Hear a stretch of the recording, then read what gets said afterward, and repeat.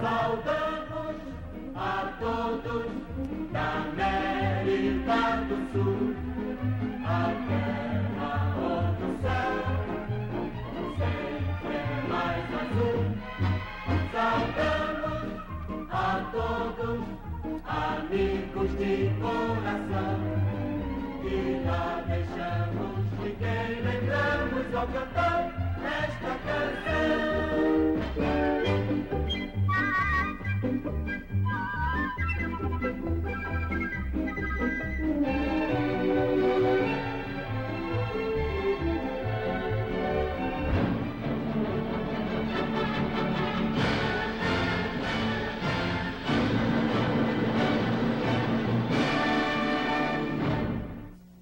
A falta de memória da televisão brasileira é um dos grandes problemas que enfrentamos para recuperar a sua história. No caso da TV Paulista, o seu desaparecimento é um dos grandes fatores que colaboraram na ausência de documentos e tapes que pudessem ilustrar a sua trajetória. Mas nós o faremos baseados em depoimentos de profissionais pioneiros que lá trabalharam. A TV Paulista, segunda emissora de São Paulo, também sofreu as consequências do pioneirismo. E como a Tupi, foi buscar principalmente no rádio os seus profissionais. Bom, os profissionais de televisão da época, eles quase que foi um trabalho de... Quer dizer, nós todos viemos do rádio, na realidade, né? Viemos do rádio e fomos tentando fazer televisão, foi um aprendizado, quer dizer, cada um foi aprendendo e foi se identificando com essa nova forma, porque nós vínhamos em que a importância era a palavra, né? Quer dizer, no rádio, você dava todos, você transmitia tudo que você queria através da fala e através da música. E na televisão você tinha imagem. Então, houve, acho que, uma busca, assim, realmente, de todo mundo, no sentido de utilizar esse novo veículo. E foi se aprendendo. Eu comecei em rádio, na Excelsior, Rádio Excelsior, Sociedade Anônima, em julho de 1951. E logo depois, a TV Paulista foi incorporada à organização Excelsior, né? A Rádio Excelsior, Sociedade Anônima, e nós então passamos automaticamente a funcionar também em televisão. Para nós era uma novidade, aliás era para todo mundo quase que, né? Porque todos os elementos da televisão paulista vieram do rádio. Foi em 52 que eu fui da Rádio Tupi, que já tinha televisão, eu fui para a Rádio Excelsior, que em 1952 ia passar a ser Rádio Nacional de São Paulo, com outro grande nome que era muito arrojado nos seus empreendimentos. Vitor Costa, que vinha com uma bagagem enorme de conhecimento da Rádio Nacional do Rio de Janeiro, que era a mais potente, a mais poderosa, a mais ouvida emissora de rádio do Brasil. Vitor Costa vinha com essa bagagem. Então ele transformou a Excelsior em Rádio Nacional. Mais tarde, muito pouco tempo depois, pegou a concessão do Canal 5, a TV Paulista. A TV Paulista,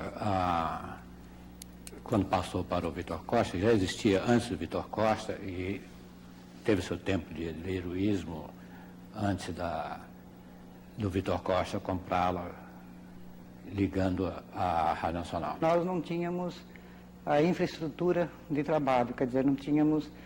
nós partimos do nada, praticamente. Quer dizer, os estúdios que nós tínhamos em cima, na TV Paulista, eram uma loja. Ela devia ter 4x4 ou 4x6 no máximo, que nós chamávamos de quartel-general.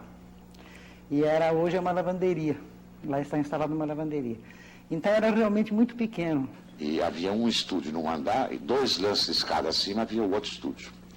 Então acontecia, a gente está representando uma cena num estúdio, a cena seguinte era no outro estúdio. Era um prédio de apartamentos e, logicamente, ela foi adaptada para a televisão. Os estúdios, então, eram do tamanho dessa sala, como todo o apartamento, né? Estúdios pequenos, trabalhava-se como a gente está gravando aqui agora, quase, sabe? a luz bem em cima da gente, uma luz quente mesmo. A gente ficava um programa de 1 hora embaixo daquela luz, suava, de vez em quando a câmera derivava para algum detalhe qualquer, para que o assistente de maquiador ou o maquiador passasse uma toalha no rosto da gente. Bom, a dificuldade era o material, que tinha muito pouco, a importação veio apenas panelões, poucos esportes. Na TV Paulista eu fui contratado para ser ator, locutor e narrador. E aconteceu uma coisa que raramente acontece em televisão. Eles não pagavam. Porque não tinha, era um grupo de muito boa vontade, era o Alfio Reis Dávila, era o Héctor Frecarota, gente muito simpática, só que não pagava. Não pagava não é porque não queria, não pagava porque não podia pagar, entende? Então a gente comia no bar, pegado, até o dia que o homem do bar também cortou a comida, porque não tinha condição. A gente tinha a programação diurna e a noturna. E obedecia-se uma escala, lógico, né? Então a gente entrava desde programas infantis, programas culturais, programas musicais e teleteatro. E a gente tinha, à tarde, em média, 3 a 4 programas por dia de televisão. Tudo decorado, tudo ao vivo, não tinha videotape, não existia videotape. Então você terminava um programa, já pegava outro, esquecia aquele script, pegava outro e decorava o outro programa e fazia tudo decorado. O espírito profissional desse pessoal era um espírito assim muito, diria até muito profissional, independente de não ter os antecedentes profissionais de televisão. Mas era um espírito realmente muito bom. O espírito, Reinaldo tinha um espírito muito grande de equipe. Todo mundo fazia tudo. Havia um espírito de equipe muito grande, inclusive, sabe? Que eu acho que isso foi a grande vantagem do 5, porque a concorrência era muito grande do Canal 4 e o espírito de equipe é que foi realmente maravilhoso durante todos esses anos iniciais da TV Paulista. Eu me lembro até uma ocasião que tinha uma peça e precisava de uma cama de casal e naquele não tinha ainda uma contra-regra formada. Então, nós trouxemos a cama de lá de casa, sabe? Foi lá o caminhão e pegou. Mas eles juraram de pé junto que quando terminasse a peça, que terminava geralmente 11h30, meia-noite, que o caminhão estaria na porta. E o caminhão realmente não estava na porta e nós só tínhamos aquela cama e dormíamos no chão. E a gente levava tudo para lá, sabe? Levava roupa de cama. Mas tudo isso numa boa, sabe? A televisão paulista, inicialmente, não era da OVC. Um grupo havia lançado a TV Paulista num prédio muito acanhado, muito pequeno, com muito improviso, sem muita programação, na base de filmes. Então era necessário que se fizesse assim programas rápidos, na base de entrevista, na base de musicais, com apenas um cantor, com violão. Era assim que funcionava a televisão na época. Bom, a Tupi, na mesma época, já tinha mais recursos, já tinha mais estúdios do que tinha a TV Paulista. O começo, realmente, para a TV Paulista foi duro, foi cansativo, foi exaustivo. A concorrência era o Canal 3.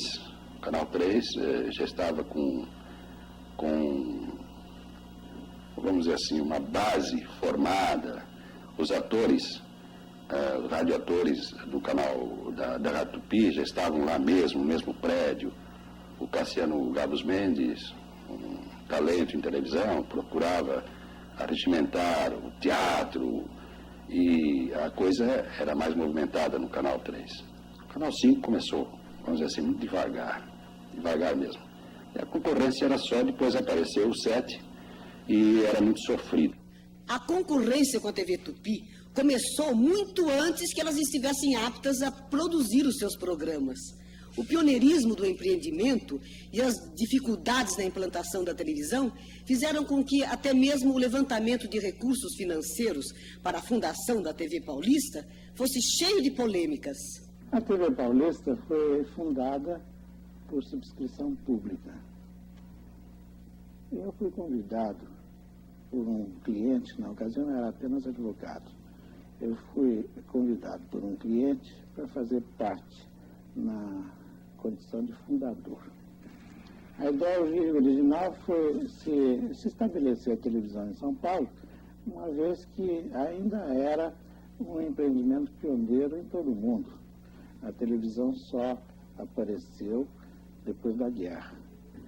Ela foi implantada por um grupo que começou com venda de ações, cujas ações, na época, foram muito bem aceitas pelo público, que estava muito interessado em televisão, ouvia-se falar muito em televisão, e foi um sucesso a venda dessas ações. Agora, com o trabalho constante e, assim, diuturno, então foi se conseguindo levantar esse capital. Foi um processo que demorou alguns meses. Havia realmente, numa época, um certo receio em compra de papel, e nada mais era realmente que papel. Mas havia muito interesse na implantação da televisão. Havia um interesse do público em ter mais uma emissora de televisão, que na época já existia a TV Tupi. E o público estava ávido de mais uma televisão, de mais programação. Então, eles acreditaram nesses papéis. E realmente compraram os papéis. O grupo que detinha essas ações, então, montou a televisão. O pessoal que estava ligado à TV Paulista teria iniciado a tramitação de papéis e pedidos de importação de equipamento antes da TV Tupi. Isso é verdade? De modo algum, porque a TV Paulista partiu para ser organizada depois que o Chateaubriand já estava com tudo importado. Por que não ter, já estava importando, já estava lançando a coisa em nome da difusora, da Tupi daqui, da Tupi Difusora e da Tupi daqui do Rio. De modo algum, aquilo ali começou, dizem, não posso afirmar, começou como uma tentativa de golpe de venda de ações, de papel. Na época era um. E depois o governo tomou conhecimento do assunto e fez com que eles realizassem o que anunciavam, quer dizer, construíssem uma estação de televisão. Eu dizia que houve um período em que o nosso pedido de importação ficou retido na carteira de importação e exportação do Banco do Brasil.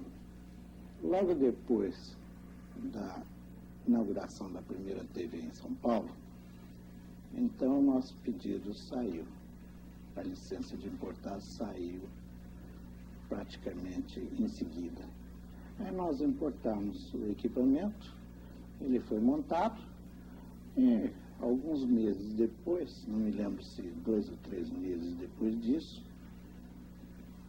a TV Paulista entrou no ar.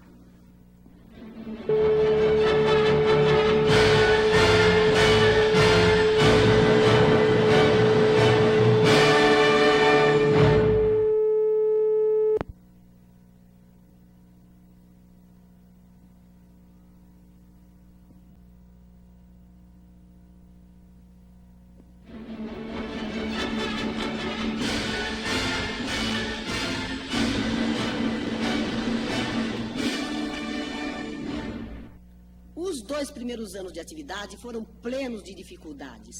A partir de 1953, a TV Paulista passou a pertencer à organização Vitor Costa. Na sua nova fase, tanto Vitor Costa quanto Dermival Costa Lima tiveram um papel importante nas transformações sofridas pela emissora. A vinda de Vitor Costa na compra da TV Paulista foi a mesma transformação que houve na época de Vitor Costa ou TV Paulista para TV Globo. Houve uma mudança total, uma revolução toda violenta com relação à programação, com o estilo de programação.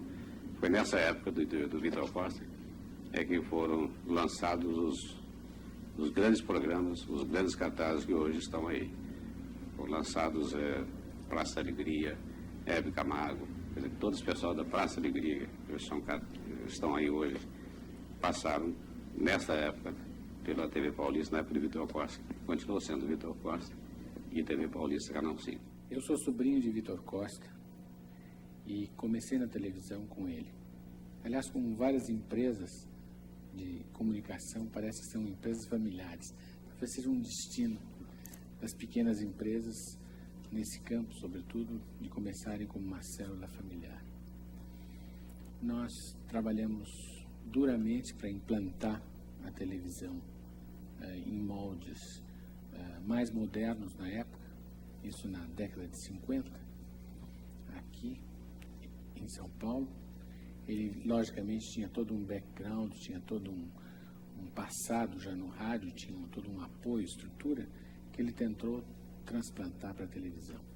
Esse período da organização Vitor Costa foi um dos períodos áureos da televisão, porque foi o surgimento de uma competição em que a televisão Tupi dominava soberana, e aí o surgimento do Canal 5, naquele tempo era Canal 3, a TV Tupi, e Canal 7, TV Record. E o Canal 5 ficava bem no meio, e o público, quando mudava do Canal 3 para o Canal 7, ou do Canal 7 para o Canal 3, fatalmente passava pelo Canal 5. Então o Canal 5 se aproveitava disso para uma experiência. O Vitor Costa foi quem quebrou aquele famigerado acordo entre cavalheiros que havia na ocasião, né? Quer dizer, em rádio, inclusive não só em televisão, mas também na rádio, né?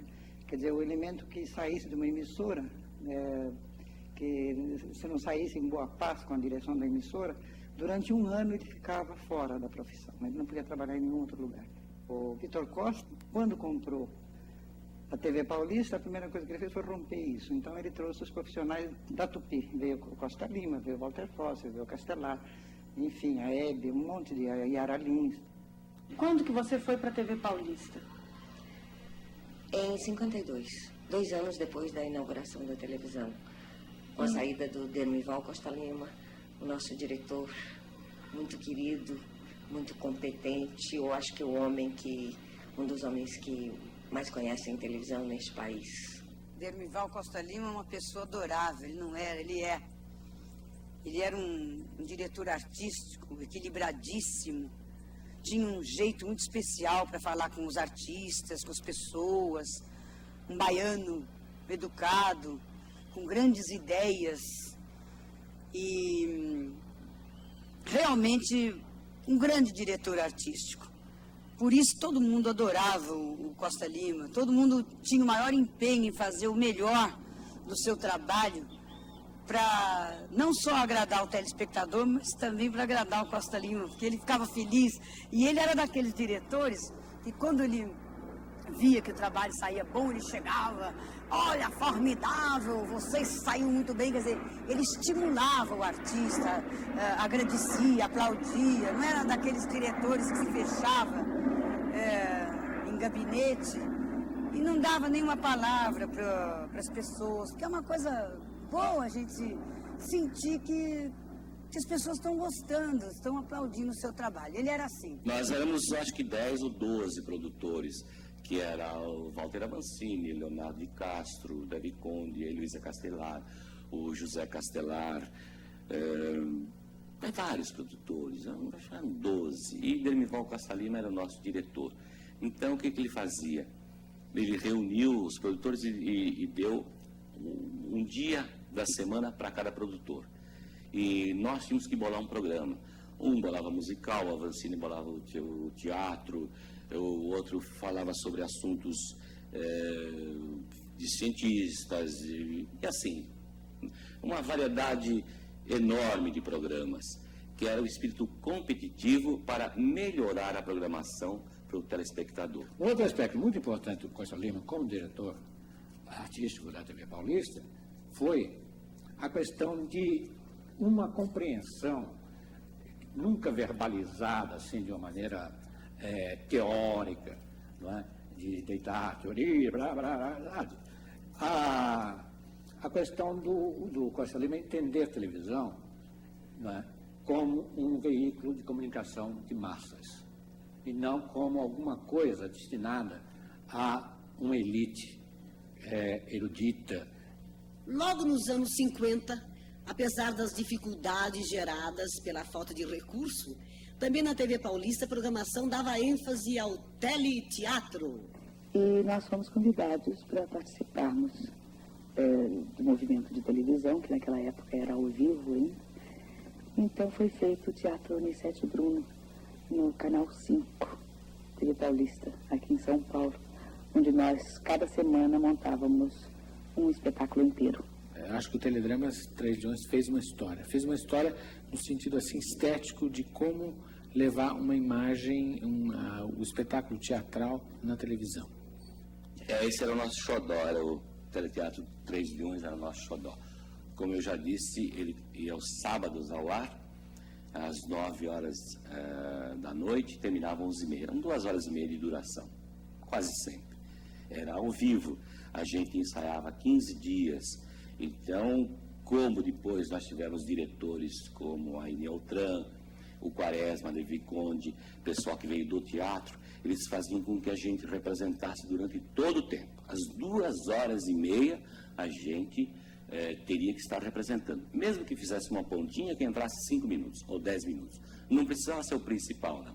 Então, todos os atores, e nós fizemos peças assim que tinham 25 atores, 30 atores, e todos os atores participavam, mesmo ali fora das câmeras, eles estavam participando, porque quando chegava a vez deles, eles estavam firmes ali. As condições técnicas na época eram mínimas, nós tínhamos realmente pouca coisa.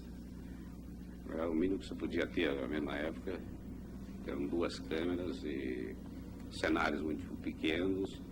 E nós trabalhávamos num estúdio que era praticamente o tamanho dessa sala, de 4x4. A gente tinha teatros ao vivo, com Cássio da Becker, Valmor Chagas, Jardel Filho, Cleidiápolis. Era um teatro que a gente fazia ao vivo, era um teatro num estúdio que tinha 7 metros por 4. Era uma garagem, um edifício na Consolação. Então era muito difícil o manejo do microfone, o buco. Tinha a cena que tinha do lado de lá, tinha cena do lado de cá, tinha cena desse lado, tinha cena desse lado. Então o boom tinha que movimentar. Só o boom dentro do estúdio já atrapalhava a iluminação, porque ele não podia aparecer, tinha que estar com a luz para cima, alta, movimentar. Dama das Camélias, a Cássio da Beca com aquele vestido imenso, o estúdio já ocupava todo o espaço do cenário. Era muito difícil para a gente trabalhar, mais difícil mesmo. Nós tínhamos o grande teatro, com adaptações de obras famosas. Nós tínhamos Heloísa Castelar, José Castelar, Renan Alves, Líbero Miguel. Sabe, eu tenho muito medo de esquecer, porque são pessoas que eu considero importantíssimas no desenvolvimento do nosso trabalho. Foi com essas pessoas. Havia coisas assim, por exemplo, que não se admitia nem sequer que se colocasse nos scripts primeiro ato, segundo ato, primeira parte, segunda parte, porque ato dava sempre ideia de fosse uma coisa teatral. Agora, havia na TV Paulista a mesma coisa que continua havendo, da luta que a grande parte dos produtores originários da TV Tupi e da Tupi, de evitar a questão do radiofônico. Eu acho que foi a primeira mulher a escrever teleteatro, ia fazer teatro em televisão. Então, aí, daí para frente, eram 4 teatros por mês, que era Castelar, Álvaro Moia, Leonardo de Castro, Leonardo de Castro, que hoje é o nosso madrinho aqui, o Álvaro Moia, Davi Conde, já falecido. Então, eu fazia rodízio com eles. Naquela época, eu acho que não tinha nenhuma mulher escrevendo para televisão. Depois veio a Vida Alves escrevendo O Tribunal do Coração. Na peça Dom Juan, que chamava-se Dom Juan, a queda de um anjo, ou a queda de um anjo, né? Eu trabalhei, praticamente nós ensaiávamos, nessa época nós ensaiávamos durante 15 dias. Agora, o ensaio era realizado normalmente após todas as tarefas diárias. E, além de tudo, eu tive que fazer um ensaio de esgrima durante uma semana também com um oficial da Força Pública, porque havia uns 2 ou 3 duelos, mais ou menos, durante a peça, né? eu fui obrigado a trabalhar nessa época com um sapato que tinha uma sola especial de metal. Ligado a essa sola, um fio que passava por toda a malha, né, subia, pegava o blusão, descia pela manga e ficava aqui à disposição exatamente para o duelo final. Eu fazia o Dom Juan e o Rogério Márcio fazia o Dom Luís Sandoval. E a cena final, muito bem montada, foi o Castelar e a Heloísa. A Heloísa adaptou e o Castelar dirigiu. E na cena final havia um duelo fantástico. Isso aconteceu também com o Rogério Márcio. Ele também trabalhou com um sapato especial, sapatilha especial com sola de metal, um fio. E no cenário, então, eu pisava num polo positivo, o outro pisava num polo negativo. As espadas, nós ligávamos, né, o fio ao fio da espada e no final da cena há o duelo fantástico do Dom Luís com o Dom Sandoval, do Dom Juan com o Dom Luís Sandoval. E ao se cruzarem, né, as espadas soltavam aquelas faíscas, e aquilo misturado com o gelo seco, aquele efeito maravilhoso e tal, né, aquilo repercutiu imensamente. O tempo do teledrama, em que a câmera, ou melhor, o teatro era feito com 2 câmeras. E no intervalo, no término do primeiro ato, enquanto os atores se trocavam em silêncio, a câmera corria para o cenário da apresentadora, do melhor, da garota propaganda, que lá dizia o seu texto. Não existia filme, não existia videotape, não existia só o slide. Então, quando o cliente queria dar um texto maior ou mostrar o seu produto, ele lançava a mão da garota propaganda, do garoto propaganda. E as garotas propagandas naquela época tinham muito trabalho. Hoje, os intervalos que nós vemos aí em televisão, esses intervalos eram praticamente preenchidos pelas garotas propagandas. Às vezes, no intervalo, naquele tempo não existia um mínimo de segundagem de comerciais em televisão. Às vezes, um comercial de 15 minutos, 10 minutos, 5 minutos, que, aliás, havia muita bronca por parte do telespectador, a moça, a garota propaganda, aparecia muitas vezes, no intervalo, às vezes 3, 4, 5, 6 anúncios com garota propaganda, aproveitando também o homem, e a criança, inclusive. Um anunciante que a TV Paulista pegava era uma glória, enquanto que talvez para Tupiba ou para Record fizesse até fila em certas ocasiões. De forma que, então, havia uma dependência nossa maior com relação ao anunciante. E a gente conseguia ir tocando a si mesmo, não é? E abrindo espaço e procurando criar uma linguagem. E o estúdio da organização Vitor Costa tinha um palco giratório, tinha piscina, uma piscina que eu fazia um programa também, era um comercial do começo ao fim, mas ninguém percebia que o programa era um comercial, porque como eu tinha piscina, era um programa para apresentar maiôs, que chamava Maiôs à Beira-Mar.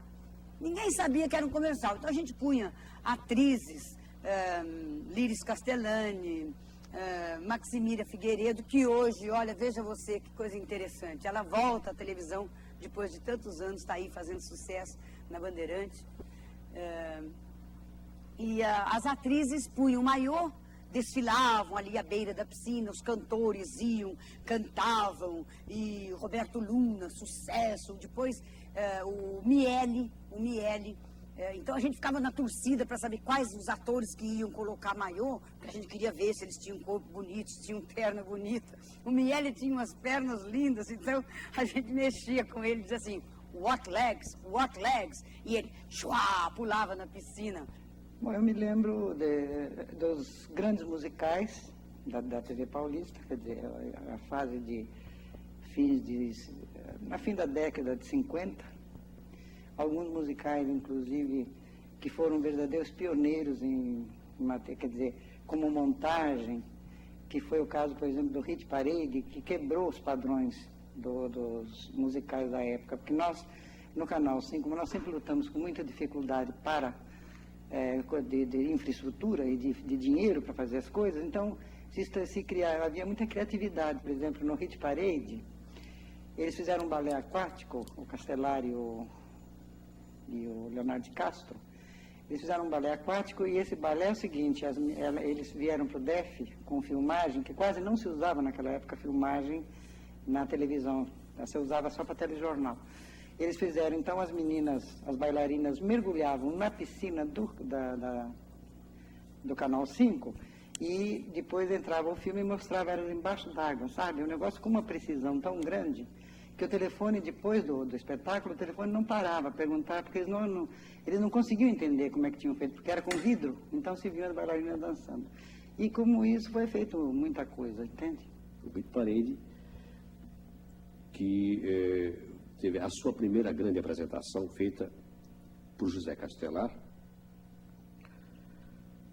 representou uma revolução total na forma de se apresentar o musical. Então nós procurávamos fazer com que os musicais na TV Paulista tivessem uma outra dinâmica, tivessem um outro jogo. Né?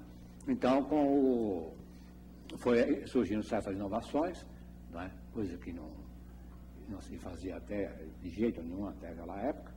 Então, a questão da transmissão de dois locais diferentes. Então, a orquestra que não cabia no estúdio da TV Paulista, né? Na Rádio Nacional, e passar da Rádio Nacional começava a tocar uma música, digamos, a Bela Adormecida, a valsa Bela Adormecida, do Francisco Tchaikovsky, e passar para o estúdio, onde havia então uma representação, o Walter Versino chegar de príncipe, tá, beijar a Bela Adormecida e tal, e ela despertar e tal, com a orquestra tocando a Nacional. Essa passagem de estúdio da Rádio Nacional para o estúdio, do estúdio para a Rádio Nacional, era até uma temeridade na época. Né? E basta dizer o seguinte, que somente um diretor de TV, na TV Paulista, o Clodoaldo Seabra, sabia apertar a tecla que passava de um lugar para o outro, era o único que sabia apertar. Se apertasse um pouquinho a mais, caiu o sincronismo, aquelas barras, e o espectador em casa tem que levantar e acertar. Mas só o Clodoaldo sabia apertar exatamente no ponto justo para não... Era uma coisa assim que não se fazia em hipótese nenhuma.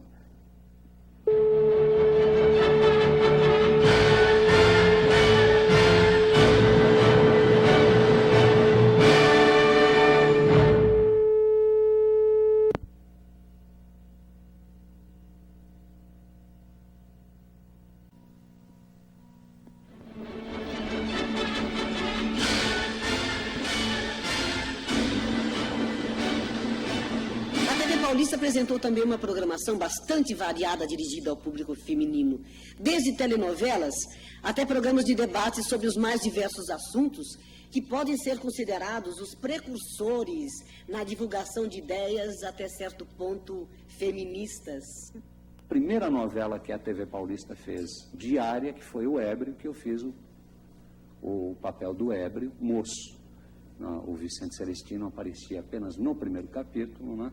Então, em flashback, ele começava a contar a história e eu fiz o ébrio até o finalzinho, quando entra o Vicente Celestino já velhinho, né? O ébrio já velho, idoso, e morre. Né? Em 55 eu fui para o Canal 5, depois que o Vitor Costa comprou a Paulista. Aí eu comecei a fazer também um programa feminino, que era o Vitrine. E era curioso porque eu fazia o programa, quer dizer, escrevia, ensaiava e dirigia o Vitrine, e escrevia, ensaiava e dirigia os comerciais do programa também. Como é que era esse programa? O programa Vitrine era de produtos de beleza, então tinha desfile de modas, tinha informações, tinha desfile de penteados, enfim, era aquele típico programa para a mulher classe média, né? Era uma programação dedicada exclusivamente à mulher, à dona de casa. O Walter Foster abria a programação, o Mário Donato tinha uma crônica diária que o Osmano Cardoso fazia essa crônica, chamava Você é Formidável. Então, todo dia ele colocava um tema enaltecendo as qualidades da mulher, dizendo que ela é formidável por aquilo que ele se propunha a dizer ali. E aí nós tínhamos depois musical, nós tínhamos programas para novos, como cantores, cantoras, para elementos novos, né? Valores novos, que Sarita Campos fazia. A Paulista eu fiz uns 3 ou 4 anos praticamente, toda a produção da tarde. Era o Clube do Lar, Era uma programação feminina, como tem até hoje, né? Então, tudo que interessa a mulher. Tinha uma professora que dava aula de corte e costura, isso hoje não tenho visto. Então, era corte e costura e fornecia depois para sócias, nós tínhamos sócias do Clube do Lar, né? Então, fornecia os moldes para as pessoas que se interessassem. Então, tinha cozinha, tinha programa de horóscopo, tinha aniversário, tinha programa de teatro, com apresentação de artistas falando das suas peças, entrevistas, como acontece hoje. Programa de cinema, mostrando os atores de cinema, os filmes em cartaz. Tinha programa do livro, o Clube do Livro, com Mário Graciotti, que era um programa muito bom. Nas quartas-feiras, O Mundo é das Mulheres. Foi um programa que realmente fez um grande sucesso. Eu apresentava assim as maiores personalidades da época, intelectuais, políticos. Naquela época dava para a gente entrevistar os políticos, falar tudo que queria, né? E alguns se recusavam a ir, porque tinha medo, porque eram 5 mulheres e 1 homem para falar sobre as mulheres.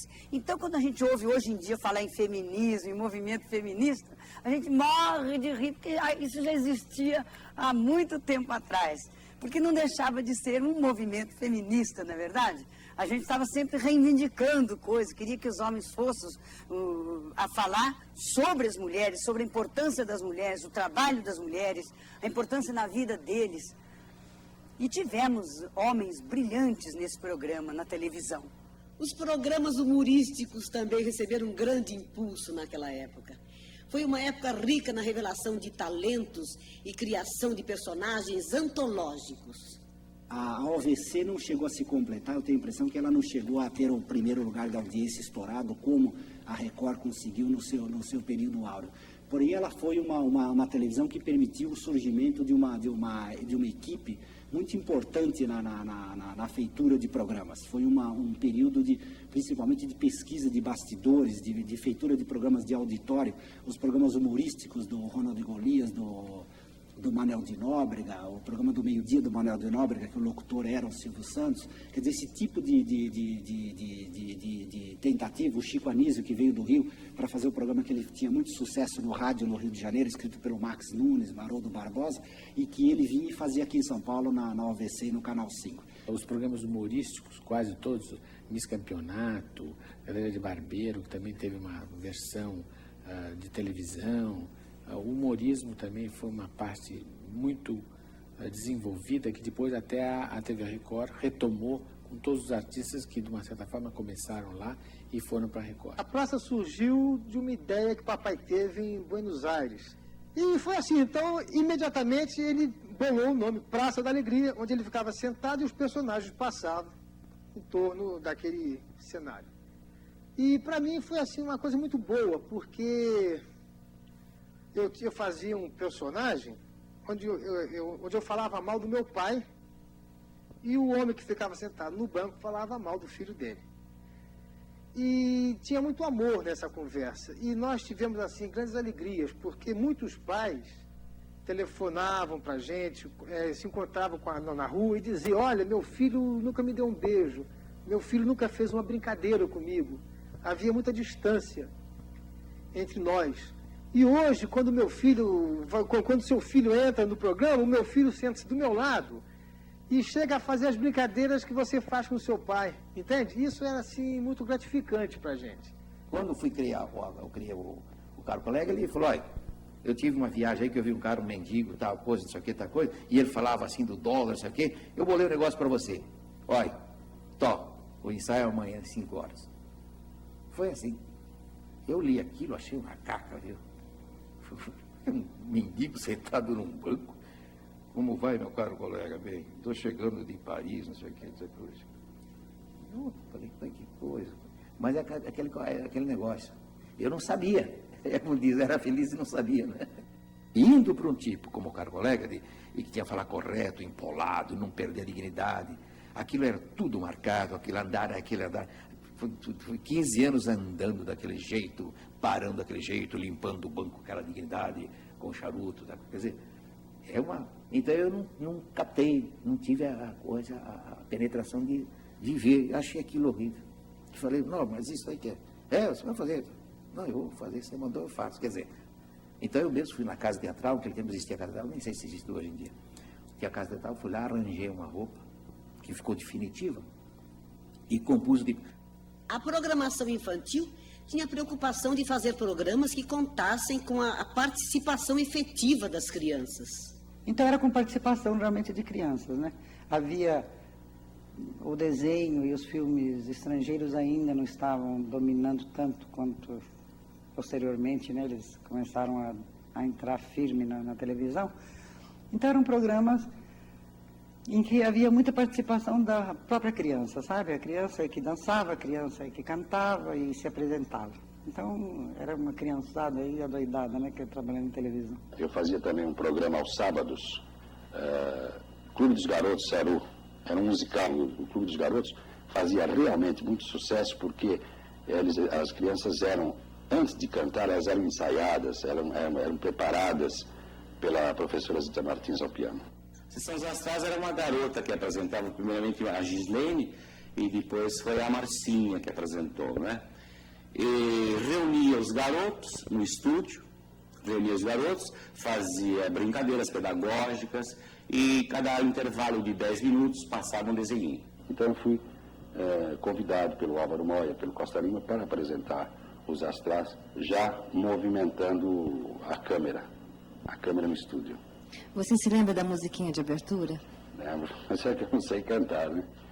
Como eu sei que você naquela época ouviu os Astrais, se você quiser me ajudar, eu mostro para o telespectador como é que era. Pode ser? É um momentinho de saudade, né? Os biscoitos São Luís anunciam a sessão dos Astrais. Os desenhos animados são gozados. O Lobo Mau e o Pica-Pau. Vamos olhar a TV, muita coisa bonita vai aparecer. Todo mundo bate palma, pum, pum, pum, pum. Todo mundo pede bis, todo mundo se diverte. Com biscoito São Luís. Aí vai a propaganda, porque tem necessidade de ser assim para amostragem, não é mesmo? E os Astrais fez sucesso também por causa do Pica-Pau, essa é a verdade. Nós, sem querer fazer pesquisa, mas nós começamos a observar, eu principalmente, que é na casa dos meus tios, da minha família, aos domingos, eu comecei a observar que as crianças gostavam de contar aos amiguinhos que já sabiam do filme, o que iria acontecer no filme. Então, olha, o gatinho vai ser mordido pelo leão e tal. Então, a repetição constante, e diga-se de passagem, por necessidade, fazia muito sucesso. Dediquei mais a programas infantis, propriamente ditos. E foi quando eu passei a apresentar os mesmos Astrais que há muitos anos eu tinha ido apenas assistir. E me dediquei mais a esta parte, mais à criança. Você apresentou os Astrais durante quanto tempo, Marcia? Durante 8 anos. Bom, aí acendi a velhinha, vamos apagar a velhinha. Então, eu estava ali em pé, a velhinha acesa. Quando eu ia apagar a velhinha assim, a apresentadora dizia assim, não, você não. Eu disse, eu não posso pagar? Não. Ah, me dá uma raiva, amanhã não venho. Eu falava, né? Então, nesse me dá uma raiva, e amanhã não veio. No dia seguinte eu estava lá. Todo dia, o programa era todo dia. E todo dia dizia, amanhã não venho. E todo dia estava lá fazendo a mesma coisa. Esse é um detalhe da passagem dos Astrais. Fiquei fazendo esses Astrais quase 7 anos, hein? Na área jornalística, algumas iniciativas importantes na formação da opinião pública. Entre elas, destacamos o trabalho de Silveira Sampaio. O Silveira Sampaio tinha já há algum tempo, na organização Vitor Costa, um programa chamado Bate-Papo com Silveira Sampaio, que acho que a maioria dos telespectadores da época deve se lembrar. Era um programa no qual ele monologava, conversava no telefone com personalidades, etc. E a partir de 1960, o programa foi acrescentado de um outro segmento, que consistia em uma série de entrevistas, da ordem de 4 ou 5 por noite, na qual eram entrevistadas pessoas das mais diferentes origens.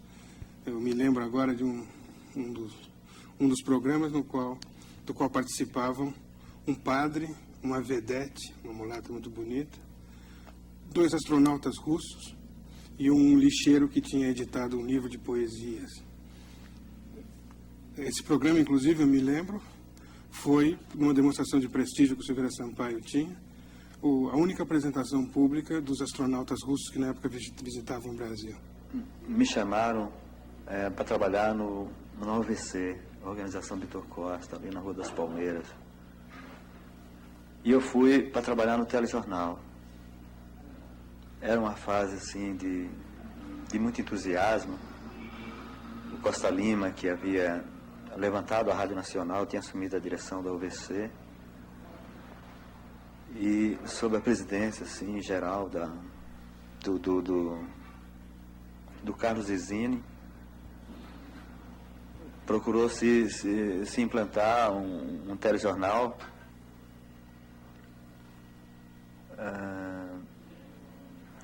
com características assim diferentes, um pouco modernas. Era o Carlos Zizini era o diretor do jornal, era o presidente do jornal. O diretor era o Evaldo de Almeida Pinto. Eu entrei como redator e logo depois passei a espécie de editor, secretário do telejornal. E depois vinha o Mauro Guimarães, que era chefe de reportagem, e o grupo de repórteres e redatores. Entre eles estava o Fernando Pacheco Jordão. Telejornalismo, que funcionava muito ligado ao radiojornalismo das emissoras da organização, que eram a Rádio Excelsior, a Rádio Nacional de São Paulo, os noticiários eram influenciados por esse engajamento, embora não excluísse o noticiário das atividades de outros candidatos, mas eles eram predominantemente janistas. E o público acostumou-se a isso, acostumou-se a identificar, por exemplo, a televisão paulista, o Canal 5, como a emissora janista. Por outro lado, a televisão Tupi era predominantemente uma emissora ademarista ou antijanista ou não janista. A televisão Record e a Rádio Record não tinha um engajamento assim identificado. A TV Paulista, uma das pioneiras da televisão brasileira, teve uma participação muito importante na formação de profissionais. A oportunidade e a possibilidade de um exercício maior de criatividade ocorreu nessa emissora. Foi um dos campos abertos à experiência que colaborou para a consolidação da TV brasileira. Eu acredito que de lá acabaram saindo vários dos profissionais que ainda hoje exercem a atividade, como também, evidentemente, a Tupi acabou formando esse mercado todo brasileiro. A televisão paulista Canal 5, naquela época, veio se posicionar paralelamente à TV Tupi no sentido da formação do profissional. Hoje, a televisão brasileira, quase toda ela é formada de profissionais oriundos da TV Tupi e daquele processo da TV Paulista. Se nós fizermos um levantamento das grandes expressões que hoje se encontram atuando em postos chaves, em áreas de direção da televisão brasileira, nós vamos encontrar, sem dúvida alguma, um grande número de profissionais que se iniciaram na TV Paulista. Eu acho que ela acrescentou na emulação que houve, na competição, entendeu? Quer dizer, tentando fazer coisas, inclusive tinha coisas que eram muito características da TV Paulista, entende? E outras eram muito características da Tupi. Então, eu acho que essa emulação, esse espírito, inclusive criativo do próprio Vitor Costa, trouxe uma contribuição muito, sabe, foi saudável, inclusive aquela troca de elementos que houve, quer dizer, aqueles elementos que você ficava confinado numa emissora, inclusive isso provocava um salário ao bel prazer dele, quer dizer, você ficava ganhando, se você não topasse o salário, você não ia trabalhar na outra emissora. Então é uma forma, inclusive, de manter salários baixos.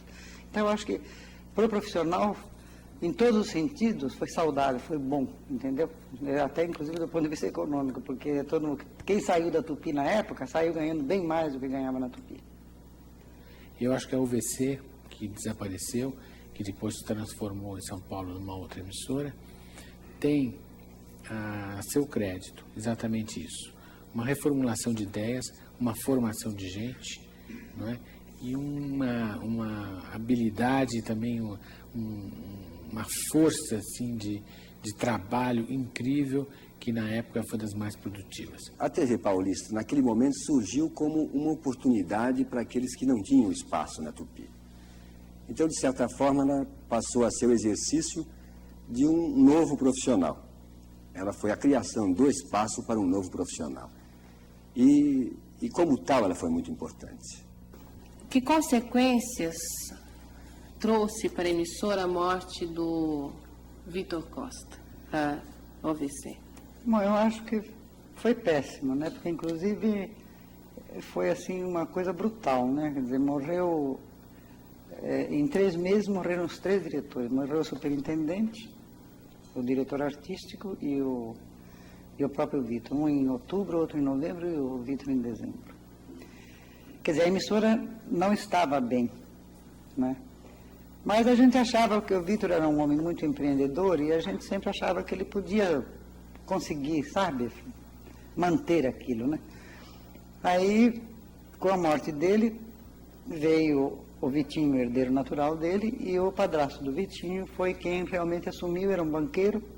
Inclusive, uma ocasião ele me disse, eu não sou homem de televisão, eu sou um banqueiro, a minha função aqui vai ser tornar o Canal 5 vendável.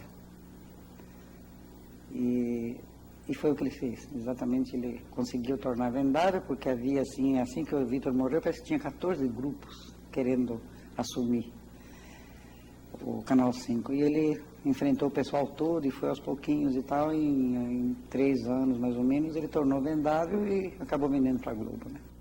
Como todas as pessoas inventivas, às vezes nem sempre o final é tão bom. Quer dizer, elas criam tanto, planejam tanto, fazem tanto e esquecem um pouco da parte administrativa. Com a TV Globo, obviamente a intenção era criar um campo maior de trabalho, um campo maior de programação e atingir todos os níveis de classe.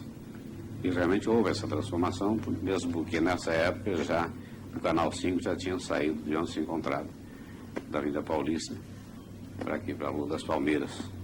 Aí nós já tínhamos um grande palco, um grande estúdio, um grande auditório. Aí passamos a realizar grande parte da programação, aí nessa época, em São Paulo. Para os profissionais da TV Paulista foi péssimo, claro, porque a Globo veio com seu staff e não nem sequer checou os profissionais que lá estavam batalhando há tanto tempo e que tinham tornado realmente, fomos nós todos que fizemos a emissora, na realidade, né? Quer dizer, isso não foi levado em conta, eles entraram assim, tipo terra devastada.